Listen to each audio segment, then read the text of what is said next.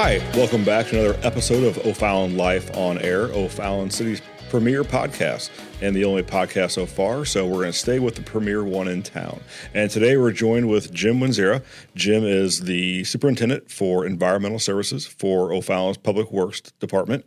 And with that, you manage all things trash, recycling, yard waste, and you have a large team that does this every day for the city of almost 100,000 residents and businesses. So, Jim, thank you for taking time to come in here today and talk to us.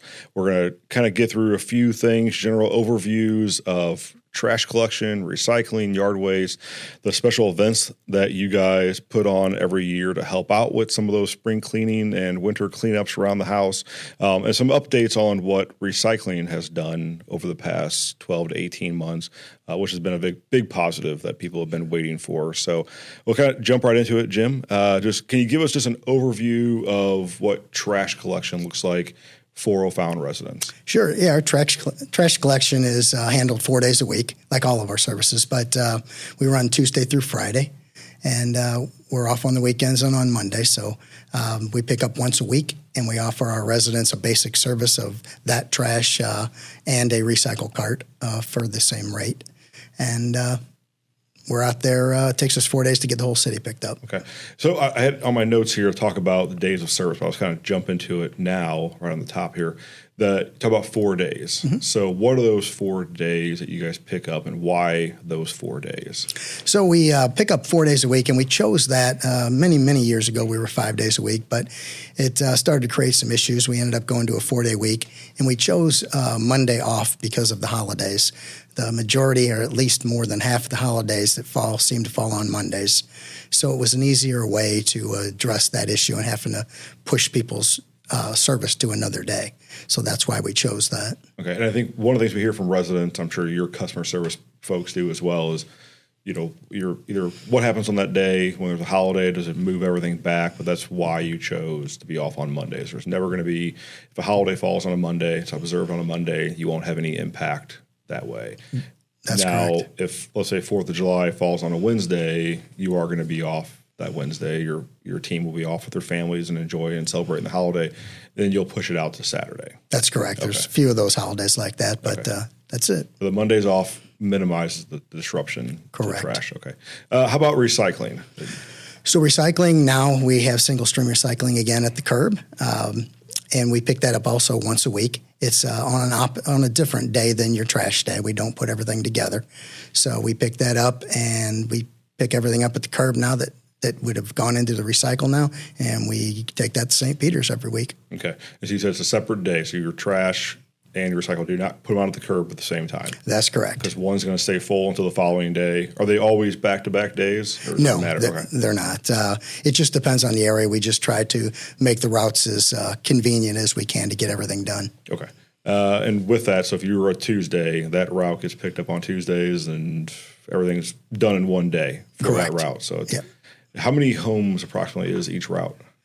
Each route is, I guess, about... It just depends on the route and the day, but I'd say probably about 1,000 to 1,200 homes. Okay.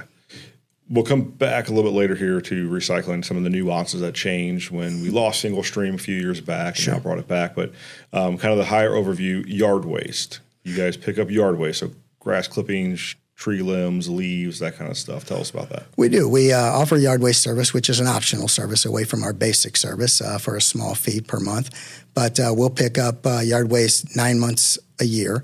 And then on the 3 months in the winter, we do pick up still. We just do it once a month for that period. But we'll pick up whatever you put out there, up to 10 items, whether it be a cart, a bundle, or a bag. Okay. What are some of the do's and don'ts with yard waste? Well, I think... What can I not throw away, I guess is my question.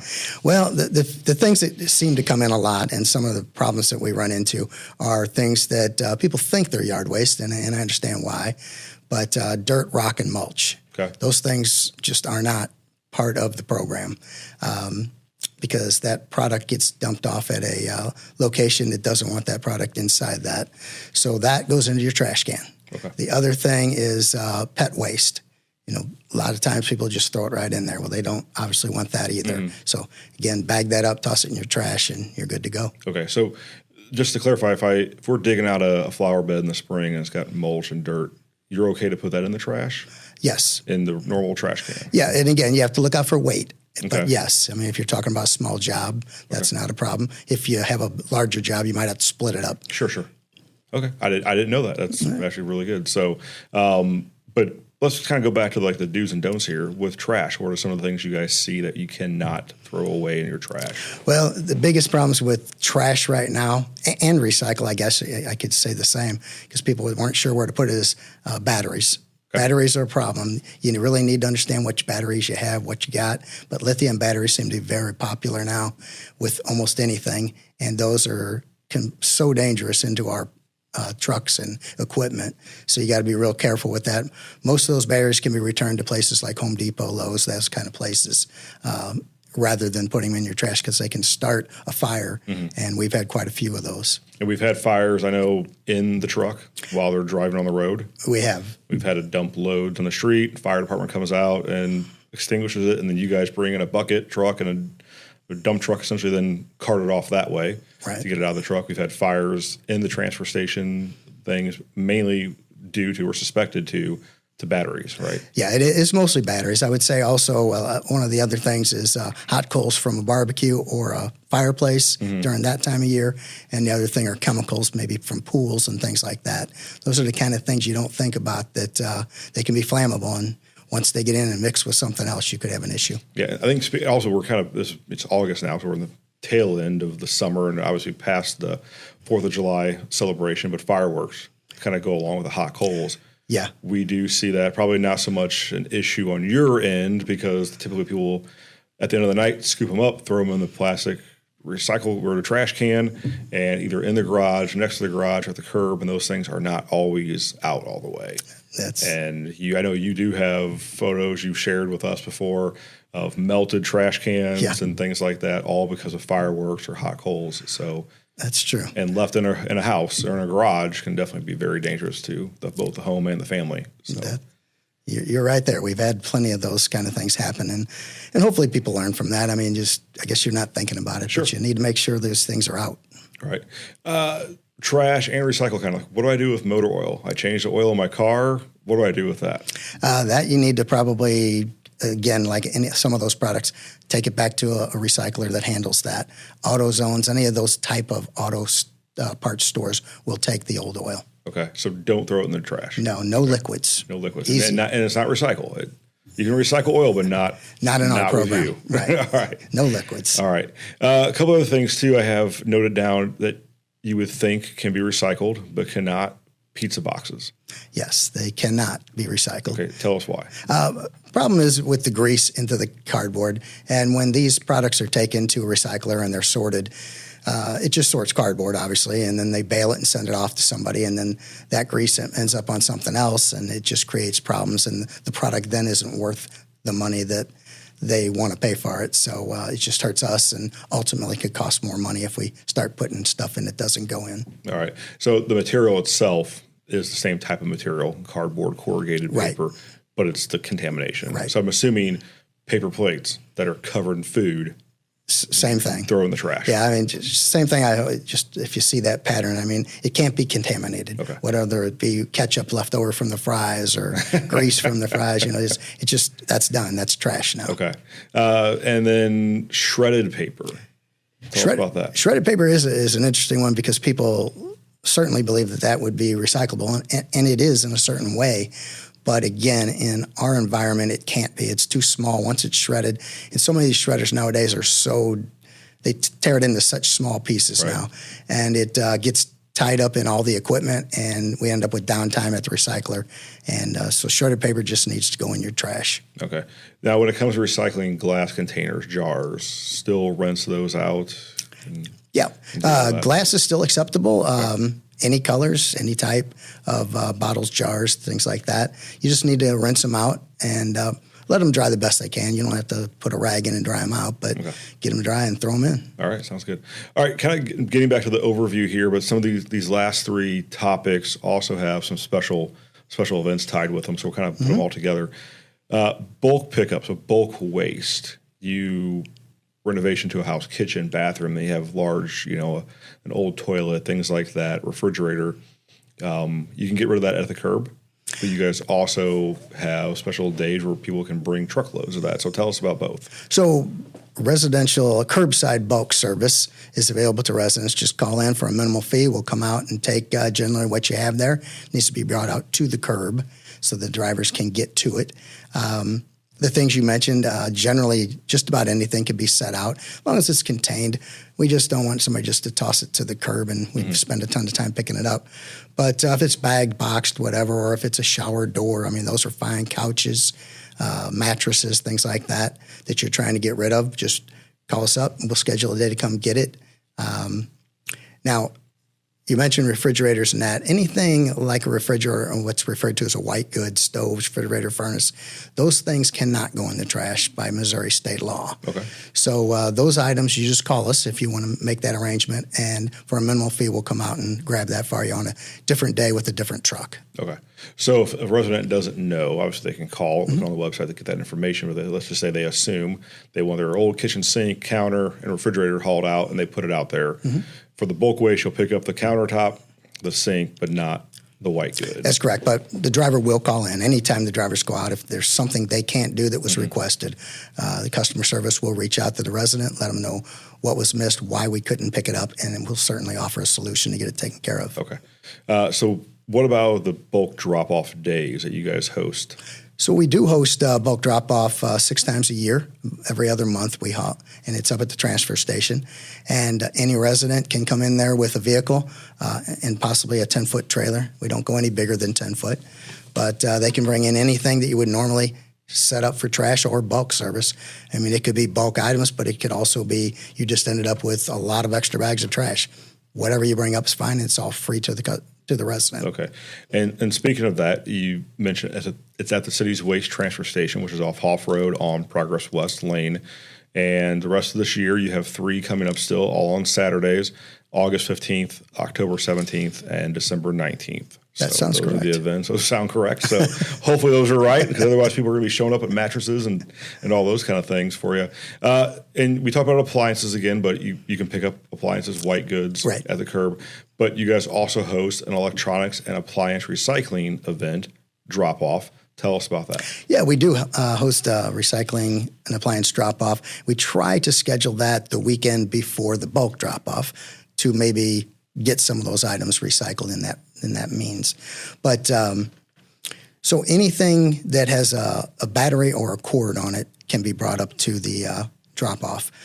They take just anything you can think of, hair dryers, TVs, computers, you name it, they'll take it. Refrigerators, they will take those up there. Some items have a charge, and those charges change periodically, so a good thing to check the website for that. So things that would have Freon or things like the gases in them, that kind of stuff. So, and that's hosted at across the street, adjacent to O'Fallon's Car Shield Field, Tom Genever and T.R. Hughes. And again, they're the weekend before, so Saturday, August 8th, October 10th, and December 12th are the next ones there from 8 a.m. till noon. Correct. On those Saturdays. So, and if you haven't taken advantage of that, I can tell you I have. It's a way to go see some things from your past. Yeah, it's true. You'll see computers and printers, that off-white yellow refrigerator that many people had, and then the big screens from the 1900s that you thought you went to your neighbor's house and their dad had one in the basement. It was like this, they're the richest family in the world. You'll see a couple of those sitting out there. So, all right. Lastly, a service you guys provide are roll-offs. And tell us about that roll-off containers in the driveway. So residential roll-off containers is an option that we have for our residents with 10, 20, and 30-yard containers. These are large construction type containers for big jobs or big cleanups. But we'll bring that out, set it in your driveway, and leave you enough room. They all have doors on the back that you can open to start loading them. But you just need to load whatever in there that is acceptable trash. Again, no items like refrigerators and car tires, things like that don't go in the trash can't go in that as well. Just need to load it up. Generally, we keep them out there for 7 days. Unless you're done sooner, just give us a call. We can certainly come by and grab it. But it's great for big projects. All right. And so like you said, it's the same rules This is just a bigger container. Exactly. That's it. And then you can do them both for trash and yard waste. You can, but you have to, if you're going to use it for yard waste, it has to be only yard waste, and it can be only trash. You can't mix the two. So you can do both, just got to have them separated. Correct. Because they're going to different places, I assume, That's right. to be dropped. And you said I think you said 3 different sizes? Yes, 10s, 20s, and 30s. Keep in mind, the 10s and the 20s are easy enough to most anyone can throw the product over the side of the container. 30 yard is about 6 foot tall, so you possibly could, but it's going to be difficult. So you want to keep that in mind. The 10 yards we just primarily use for big jobs, like if you're tearing out some heavy brick or concrete or something that the weight's going to be an issue. So other than that, I'd say 20 yards are the common one that most people get. Okay.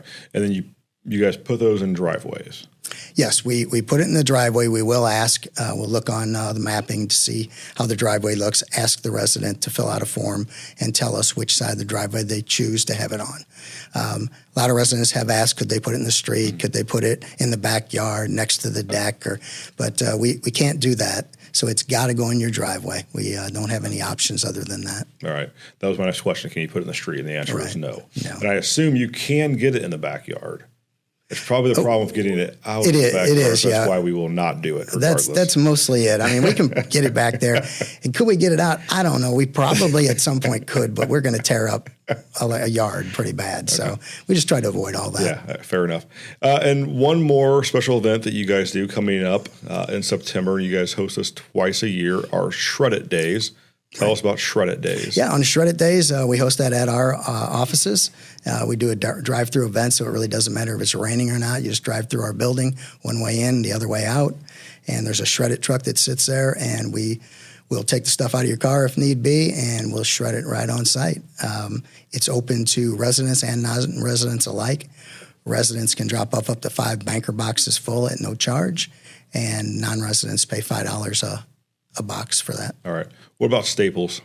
Can you leave things stapled? Staples are fine. Paper clips are fine. All those kind of, even the file folders, the thing can shred up to that. You don't want the big clips. That would probably be a problem. All right. So we've already, in the first, few minutes of the show, talked about a ton of services you guys provide throughout the year. This runs 12 months. I mean, obviously yard waste, I guess they do run 12 months, just not weekly. Yeah. But you guys are out there, rain, snow. I know you are one of the few departments here, services in the city that when it snows, you just, I guess we'll drive in the snow. If you can get it to your answer every time we ask is, if you can get it to the curb, we'll get it picked up. Yeah, we go through it. I won't say that you don't get slowed down sometimes, but I mean, in our situation, it's tough because if we don't pick it up today, we got a whole different group of residents to pick up tomorrow. Right. So we've got to get it done. Might take a little longer, but I've been here a long time, and we've always got it done. Fair enough. And I want to go back here to recycling and really talk about the changes of what occurred. I believe, and correct me if I'm wrong, 2018 was that the year that it went away. So we had single stream. You threw everything into one container, and that was it. The last you saw of it. Then 2018 came. The global market changed for recycling. You could no longer get rid of these items, which is what caused us to lose the ability to recycle cardboard and paper at home. Correct. You guys found a solution for that. It wasn't necessarily the most popular, but it was a solution, which were the big containers at the Justice Center, the Renaud Center, and here near City Hall, where residents could bring paper, bring cardboard, and drop it off, and you guys would pick that up. And if anybody's ever been near or lives near one of these, your trucks ran all day long. By the time they could sometimes pick one up to go dump it, they were being filled up again. Then this past year or so, the global market changed, and you worked with a partner to find a solution. And I want to give you credit for that because I remember in 2018, the mayor, Bill Hennessy, and the city council at the time, obviously everybody had to understand we can't do this anymore. It's not Jim's decision. But you were tasked with and given a mandate of find a solution. And it took a little while, but you finally did it, and it's here. So tell us about what that looks like now. Well, that's exactly right. We in 18 when that happened, I knew it wasn't popular. No one liked that we have to now drop off part of our recycling somewhere else. But from a cost wise, I mean, we would have had to double rates or something to try to even find somebody to take the product. So that's what we decided to change. And as you said, it's so popular. I mean, you could look at that thing and 2 o'clock in the morning, there were people dropping off cardboard and paper. It was just crazy. So people really did want to recycle. That's the way they had to do it for them. But we worked in partnership with St. Peter's. They had a recycling center. They changed over the way they do product and we talked together about could we partner together and figure out a way to make single stream work. And they found a way, and they rebuilt their recycling center to process single stream recycling. We came to an agreement on how we could afford to do that. And ever since then, we've been bringing our product over there to them for that. And now residents can go back to putting everything in the cart, and we still pick it up once a week. And they have an option of going with a 64 or 96-gallon cart, depending on the family size, but it's working out great. What do you see as far as the frequency or the amount of residents that are recycling?